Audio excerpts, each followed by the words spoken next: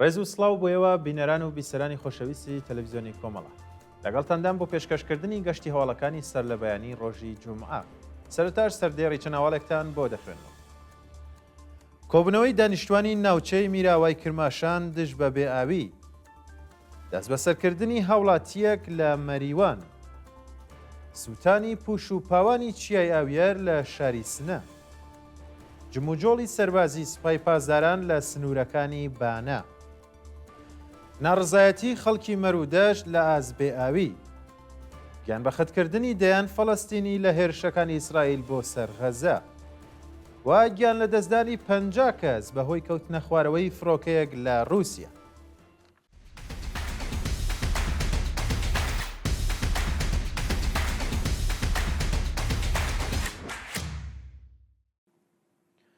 کۆبوونەوەی دانیشتوانی ناوچەی میراوای کرماشان دژ بە بێئاوی.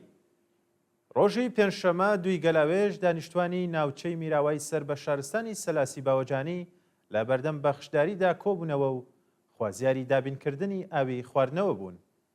بە پێی زانیاریەکان، دانیشتوانی ناوچەی میرئاوا کە بە دەستهەژاری بێئاوی و بایەخنەدانی بەرپرسانی ڕژیم وەزاڵە هاتوون لە بەردەم بەخشداری سەلاسی باوەجانیدا خۆپیشاندانیان کردووە و هێزە ئینتیزامیەکان هێرشیان کردوێتە سەریان.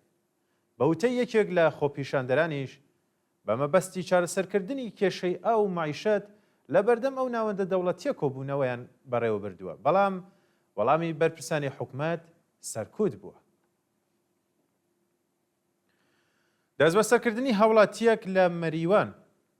لە ڕۆژانی ڕابردوودا هاوڵاتیەکی خەڵکی مەریوان بە ناوی ئەمیر ئەمجەدی لەلایەن هێزە ئەمنیەتیەکانەوە دەست بەسەر کراوە.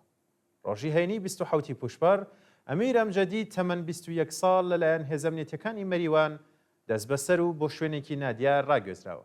ناوبراو لە ماوەی بەندکرانیدا لە دەستڕاگەیشتن بە پارێزەر و چاوپێکەوتن لەگەڵ بنەماڵەکەشی بێبەش کراوە و هیچ زانیاریەک لەسەر هۆکاری بەندکرانی لەبەردەستدانیە. سووتانی پوش و پاوانی چیای ئاویەر لە شاری سنە. ڕۆژی پێنجشەمە دوی گەلاوێژ پوش و پاوانی چیای ئاویەر ئاگری گرت و ژینگە دۆستان و هێزەکانی ئاگرکوژێنەوە سەرقاڵی کوژانەوەی ئاگرەکەن. بەوتەی بەرپرسانی شاری سنە ئاگرەکەی ئاویەر لە پشت ئەو شاخەوە دەستی پێکردووە و تا ئێستاش زیاتر لە 20 هێکتار لە پوش و پاوانی ئەو چیایە لە ئاگردا سوتاوە. سەرۆکی ئاگرکوژێنەوەی شاری سنەش ڕایگەیاند 20 تیمیان بۆ کۆنتڕۆڵکردنی ئاگرەکە ناردووە و هاوڕێ لەگەڵ ژینگە دۆستان و خەڵکی خۆبەخش سەرقاڵی کۆنتڕۆڵکردنی ئاگرەکە. جموجۆڵی سەربازی سوپای پاسداران لە سنوورەکانی بانە. بەوتەی سەرچاوەکانی هەواڵ بە دوای شەڕ و پێکدادانی چەند ڕۆژەی ڕابردوو لە سنوورەکانی بانە، سوپای پاسداران هێزێکی زۆری نظامی بۆ ئەو ناوچە سنووریانەی ئەو شارە ناردووە. لە ڕۆژانی ڕابردووشدا دوو شەڕی چەکداری لە ناوچەکانی سەیرانبەند و نەنۆڕی بانە ڕوویدا و بۆ هۆیەوە 3 هێزی هەنگی مەرزی کوژراون و 3 کەسیش بریندار بوون.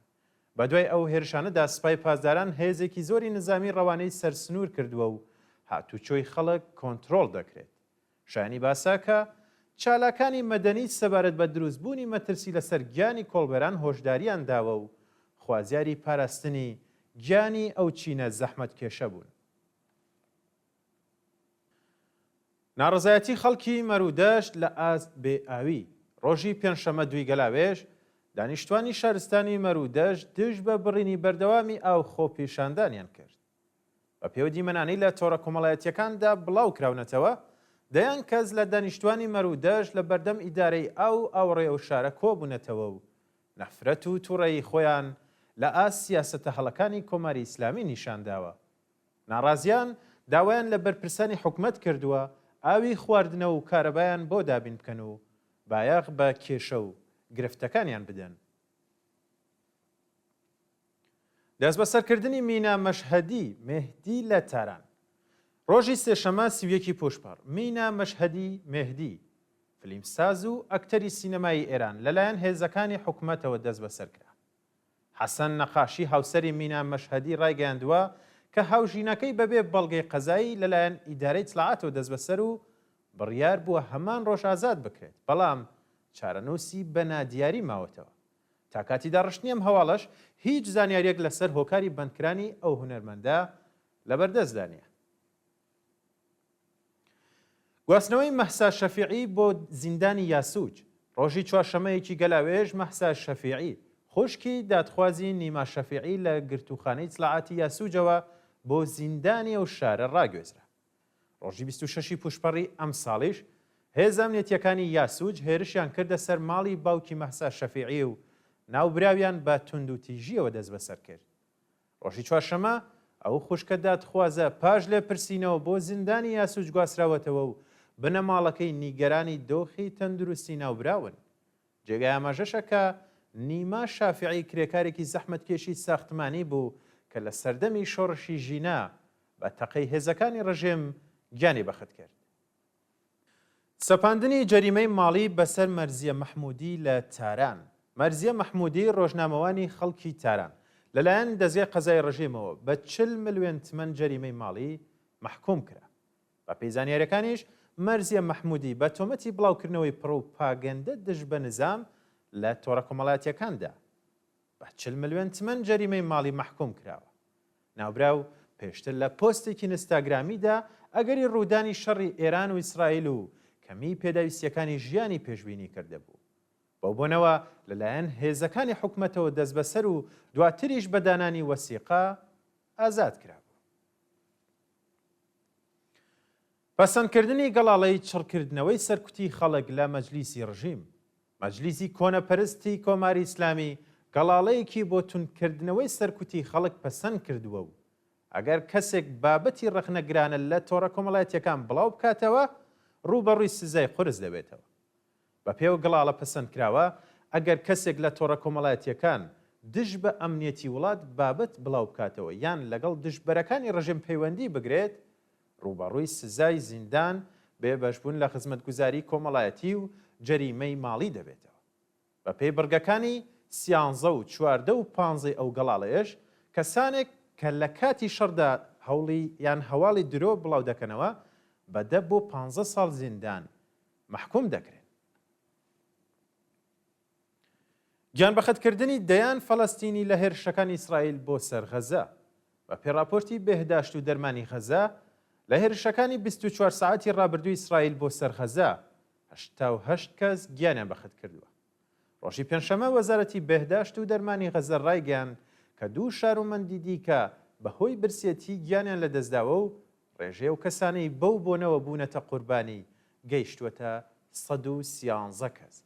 هەروەها دەوڵاتی عەرەبی لە بەیاننامەیەکی هاوبەشدا پەسەندکردنی گەڵاڵەی داگیرکردنی هەمیشەی کەرانەی باختەری لەلایەن ئیسرائیلیان بەتوندی محکوم کرد و ڕایانگەیاند کە ئەو گەڵاڵەیە پێچەوانەی یاسا نێودەوڵەتیەکان و جارنامەی مافی مرۆڤی نەتەوە یەکگرتووەکانە. هاوکات دانوستانەکانی ئاگربەز لە نێوان ئیسرائیل و حەماس بە ئاکام نەگەیشتووە و ڕێکخراوە نێودەوڵەتیەکانی سەبارەت بە ڕوودانی کارەساتی مرۆیی لەو باریکەیە هۆشداریان بە دەوڵەتی ئیسرائیل داوە. گیان لە دەستدانی 50 کەس بەهۆی کەوتنە خوارەوەی فڕۆکە لە رووسیا. ڕۆژی پێنجشەمە 2 گەلاوێژ بەهۆی کەوتنە خوارەوەی فڕۆکەیەک لە ئوستانی ئامۆی رووسیا 50 کەس گیانیان لەدەستدا. بەوتەی دەستگای هەواڵنێری تاسی رووسیا فڕۆکەیەکی مسافربەری ئەو وڵاتە کە لە جۆری ئانتۆنۆف بەهۆی خراپی کەشوهەواوە لە ناوچەیەکی جەنگەڵی لە ئوستانی ئامۆ کەوتۆتە خوارەوە و لە ئەنجامی ڕووداوەشدا هەر 50 سەرنشینەکەی گیانیان لەدەستداوە. بەشێکیش لە قوربانیان منداڵ بوون. دوایین هەواڵیشمان سەبارەتە بە شەڕی نێوان تایلەند و کامبۆج و قوربانی بوونی دەیان کەس. ڕۆژی پێنجشەمە 2 گەلاوێژ ئەرتەشی کامبۆج هێرشی کردن سەر ناوچە سنووریەکانی تایلەند و بۆ هۆیشەوە 12 کەس کوژران. ماوەیەکی زۆرە کامبۆج و تایلەند لە سەر ناوچە سنووریەکانی نێوان هەردوو وڵات کێشەیان هەیە و هەردوو لا یەکتر بە پێشێلکردنی ئاگربەست تۆمەتبار دەکەن. ڕۆژی پێنجشەمە ئەرتەشی کامبۆج هێرشی کردە سەر تایلەند و بۆ هێشەوە 11 شارومەندی مەدەنی و سەربازێکی تایلەندی گیانیان لەدەستداوە و 28 کەسیش بریندار بوون. بەڵێ بینەرانی خۆشەویست گەشتی هەواڵەکانم پێشکەشکردن کات و ساتێکی خۆش بۆ هەموو لایەک.